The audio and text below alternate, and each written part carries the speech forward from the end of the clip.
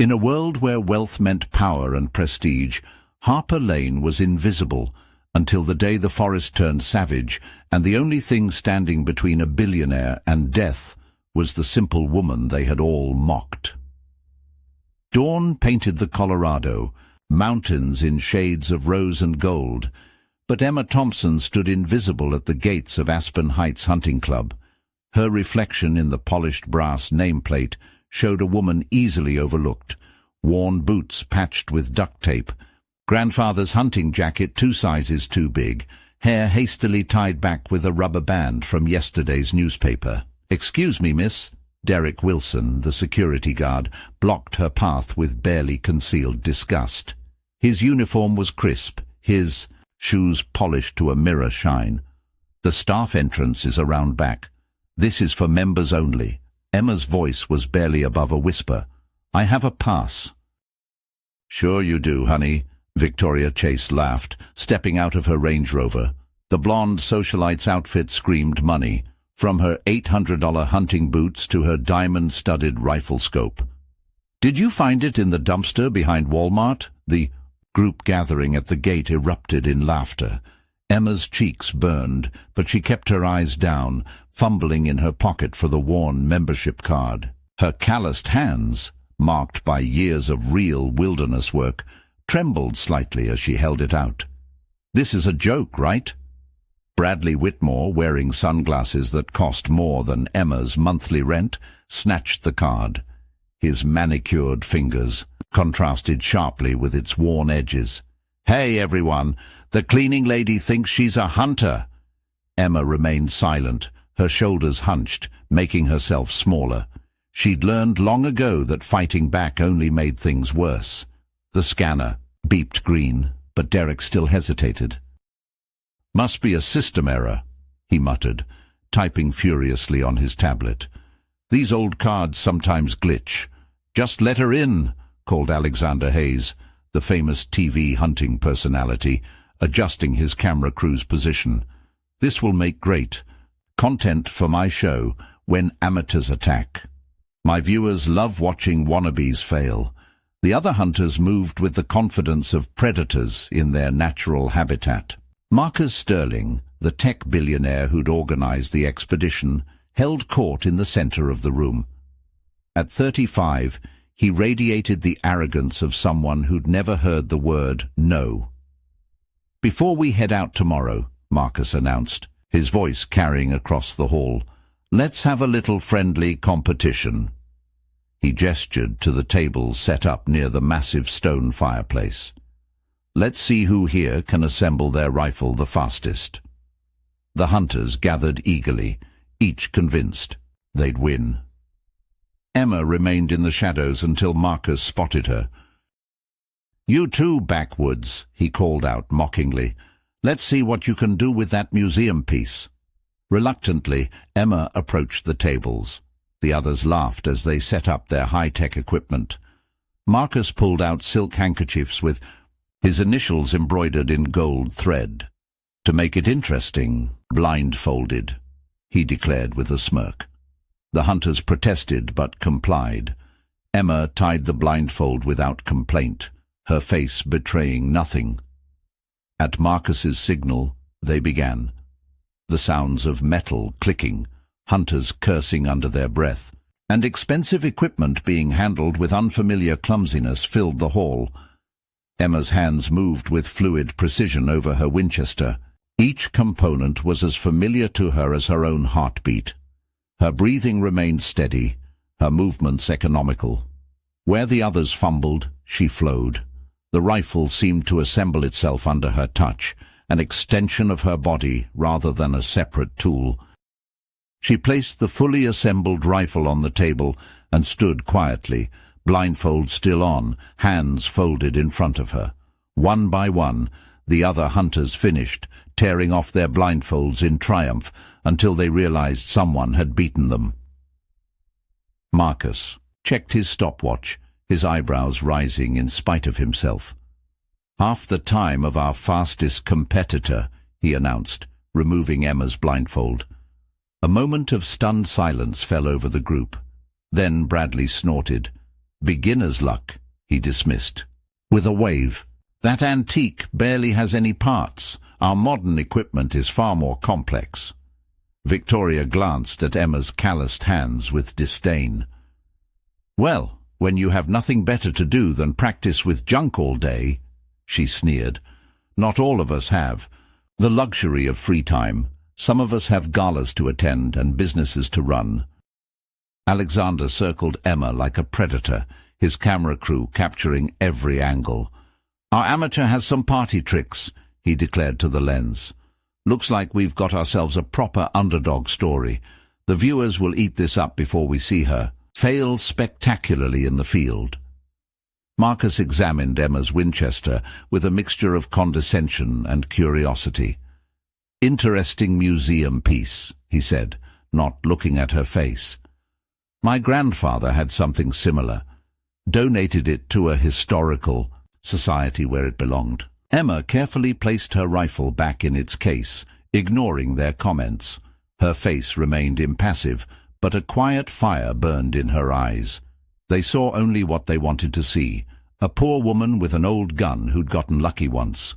They didn't see the generations of knowledge flowing through her veins, the countless hours spent learning every inch of these mountains, the deep understanding of the wilderness that no amount of money could buy. As the wealthy hunters returned to their champagne and boasting, Emma retreated to her corner, invisible once more. But the mountains ahead would tell a different story. There, in the wild, money and status meant nothing. There, only true skill and respect for nature mattered. There, Emma Thompson would finally be seen. The expedition set out with Emma trailing behind like an afterthought. While the others rode in climate-controlled ATVs, she walked, carrying extra supplies. Her worn boots found purchase on rocky terrain where their designer footwear slipped. She moved silently, accustomed to the weight, while they complained about the Wi-Fi signal dropping. "Keep up, welfare queen," Bradley called back, tossing an empty water bottle at her feet. His friends laughed, snapping photos on their phones. "That's what you're here for, picking up after us." Emma silently retrieved the bottle, adding it to her pack, but her trained eyes were reading the forest. Broken twigs pointing west, fresh scat, claw marks on aspens at exactly the height of a large bear marking territory. The signs were subtle, but unmistakable to someone who knew what to look for. "Mr. Sterling," she ventured softly as they approached a particularly thick stand of pines, "we should change course. These are signs of—" "Did anyone ask for your opinion?" Marcus cut her off, not even bothering to turn around. "I've hunted on 5 continents. I don't need advice from someone who probably learned tracking from YouTube." Victoria filmed Emma on her phone, narrating, "Watch the poverty expert try to tell us about hunting. This is priceless content." She zoomed in on Emma's patched boots, her faded clothes. "Look at this, followers. This is what happens when you can't afford proper gear." Emma fell silent again, but her anxiety grew. The signs were clear. Territorial markings, day-old scat with berry seeds, trees stripped of bark at bear height, a mother bear with cubs, the most dangerous encounter possible. She tried once more. "Please, there's a mother grizzly with cubs in this area. We need to—" "Enough!" Marcus snapped. "Sarah, control your charity case. I didn't pay a fortune to listen to fairy tales about Goldilocks and the 3 bears." Sarah, from her position at the front, gave Emma an apologetic look but said nothing. The customer was always right in the luxury hunting business. They continued deeper into the forest, the group's expensive boots crushing delicate wildflowers, their loud voices startling birds from trees. Emma noticed how the smaller animals had gone silent, nature's warning system activating. The wind shifted, bringing a musky scent that made her blood run cold. "You know what's pathetic?" Alexander was saying to his camera crew. "People who can't afford real hunting gear pretending they belong out here. It's like bringing a butter knife to a sword fight. Maybe she's hoping to find some recyclables to cash in, Bradley joked. Got to pay for that trailer somehow. The group's laughter echoed off the mountainside, drowning out the subtle crack of a branch to their left. Emma's head snapped toward the sound, her body tensing. Through the trees, barely visible, she caught a glimpse of brown fur. "Please," she whispered urgently, moving forward despite herself. "We need to leave. Now." "Shut up," Marcus snapped. "I'm tired of your—" The roar shattered the mountain stillness like thunder. 900 pounds of maternal fury exploded from the tree line. The grizzly's shoulders rippled with muscle, her claws leaving furrows in the earth as she charged. Behind her, 2 cubs watched from the safety of a fallen log. Time slowed. Emma watched the elite hunters scatter like frightened rabbits. Victoria screamed, dropping her phone, her designer boots slipping on pine needles as she fled. Bradley fell, scrambling backward, his expensive rifle forgotten.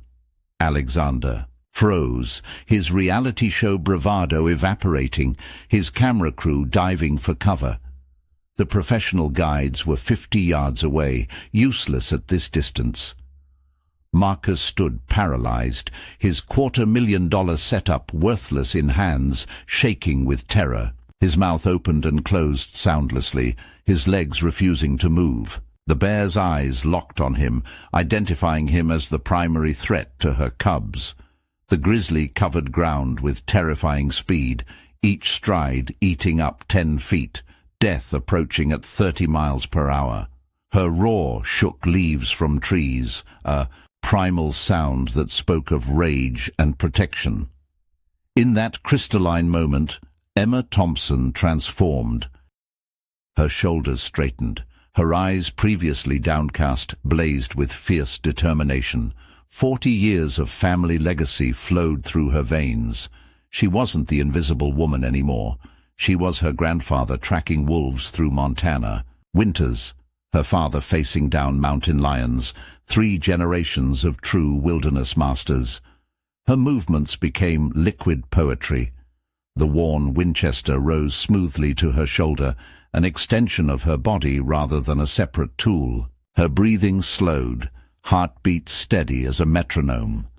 The world narrowed to the essential: the bear, the billionaire, the rifle, and the shot. "Hey!" Her voice cracked like a whip, authoritative, commanding. The bear's ear twitched. She had its attention. First shot. The bullet struck exactly 18 inches in front of the bear's right paw, sending up a spray of dirt and pine needles. Not random, but precisely calculated to communicate in the language predators understand. "I am dangerous, I am not prey." The bear faltered, but maternal rage drove her forward. Emma took 3 quick steps forward, placing herself directly between Marcus and the bear. Her voice rang out, strong and clear. "Stand down, Mama. Your babies are safe." Second shot, grazing. The thick fur on the bear's left shoulder, just enough to sting without causing real harm. The bear's charge shifted right, away from Marcus. The grizzly rose on her hind legs, towering 9 feet tall, her roar shaking pine needles from branches. Emma stood her ground, rifle steady, eyes locked with the bear's. "That's right," Emma called out, her voice calm but firm. "You don't want this fight. Take your babies and go home." Third shot, creating a clear path back to the tree line, showing the bear an honorable retreat. The grizzly dropped to all fours, her massive head swinging between Emma and her cubs. For 3 heartbeats they locked eyes, predator to predator, mother to protector. Emma didn't blink, didn't waver. With a final roar that echoed off the mountainside, the bear turned and loped back to her cubs. She gathered them close, casting one last look at Emma before disappearing into the forest. The silence that followed was absolute. Even the wind seemed to hold its breath. Silence descended like a heavy blanket.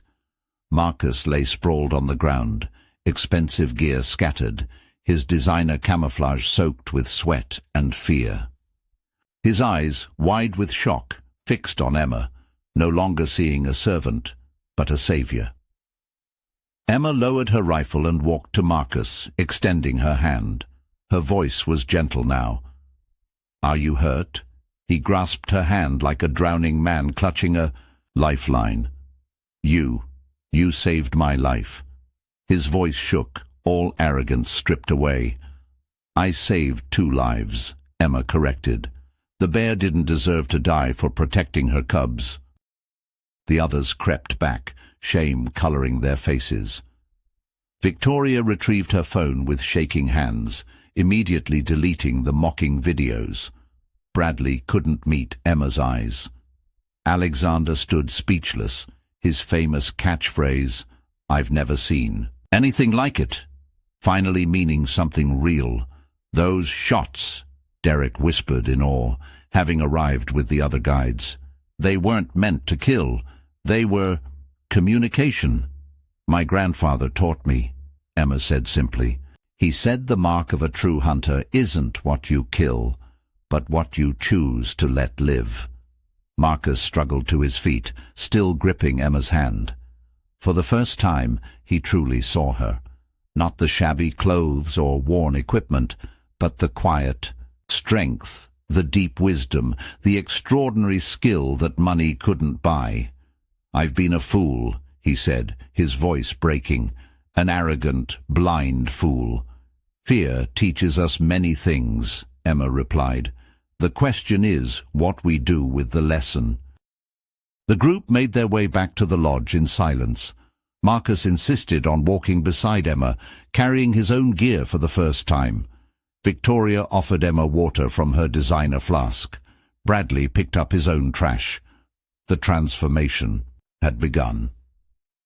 Back at the lodge, Marcus couldn't leave Emma's side. He followed her like a student seeking wisdom, asking questions with genuine curiosity instead of condescension.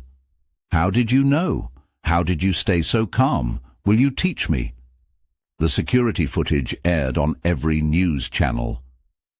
Emma Thompson and Funk the Real Hunter trended worldwide. The hunting world was forced to confront its own prejudices.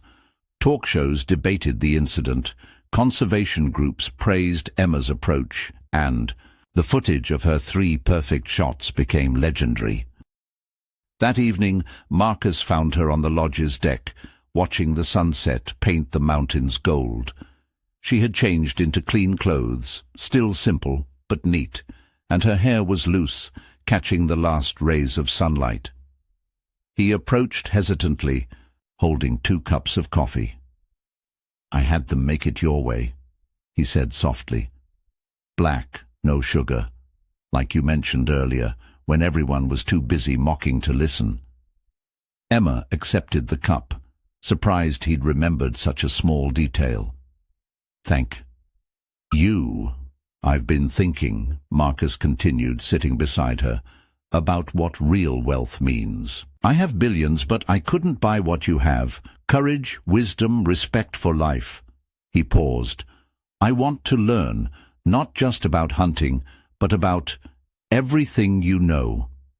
"It's not about knowing," Emma said. "It's about seeing, listening, respecting. Then teach me to see." Over the following months, Marcus became Emma's devoted student. He sold his trophy collection, donating millions to wildlife conservation. He learned to walk silently in the forest, to read tracks, to understand the language of birds. But more importantly, he learned to see the world through her eyes, finding beauty in simplicity, strength in humility, wealth in knowledge. Their relationship deepened beyond teacher and student. Marcus discovered Emma's quick wit, her vast knowledge of literature and history, her gentle humor. Emma found in Marcus a brilliant mind, eager to learn, a generous heart hidden beneath layers of privilege, and a man capable of profound change. 1 year later, Marcus led Emma back to that same clearing. The seasons had turned, painting the aspens. in brilliant gold. Morning frost sparkled on the grass, and the air held the crisp promise of winter. "This is where I learned what really matters," he said, taking her hands. "Where I stopped being a collector of dead things and started living." Emma smiled, remembering the terrified billionaire who'd once dismissed her as worthless. "You've come a long way from throwing coffee cups at my feet." "I've been planning this for months," Marcus admitted. "Had my people research everything about traditional proposals, bought the biggest diamond they could find." He laughed. "Then I realized I was doing it again, thinking money could buy meaning." He knelt, producing a small wooden box. Inside lay a ring, not the massive diamond his wealth could afford, but a simple band with a small stone, the exact blue of Emma's eyes. "I found this sapphire while hiking with you last month. It was just lying there in a stream, catching the sunlight. I had it set by a local craftsman, not some fancy jeweler. It's not perfect, but—" "It's perfect because it's real," Emma finished, tears sparkling. "Yes, Marcus, yes." Their wedding was held in the mountains, with wildflowers for decorations and the sky for a cathedral. The guest list included reformed trophy hunters who now worked in conservation. Victoria, now a wildlife photographer, captured the moment. Bradley, dedicating his life to anti-poaching efforts, served as best man. Alexander's reality show had become a platform for ethical hunting education. Sarah, Mitchell officiated, telling the story of how the quiet woman everyone overlooked had changed not just one man, but an entire culture. 5 years later, the lodge's trophy room had been transformed into the Thompson Conservation Center, its walls adorned with photographs of living animals in their natural habitats. Above the fireplace hung Emma's grandfather's Winchester, alongside a plaque reading, "True hunters preserve life." Emma and Marcus's daughter Sarah, named for the guide who'd given Emma a chance, took her first steps in those same woods.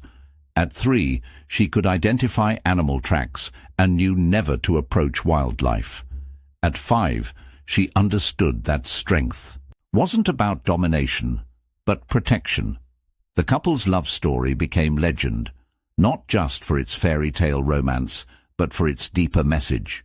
That true worth isn't measured in dollars, but in character. That the quietest voices often speak the loudest truths, and that sometimes it takes facing death to truly learn how to live. Emma Thompson Sterling had transformed not just one man, but an entire culture, proving that courage, wisdom, and compassion are the most valuable currencies of all.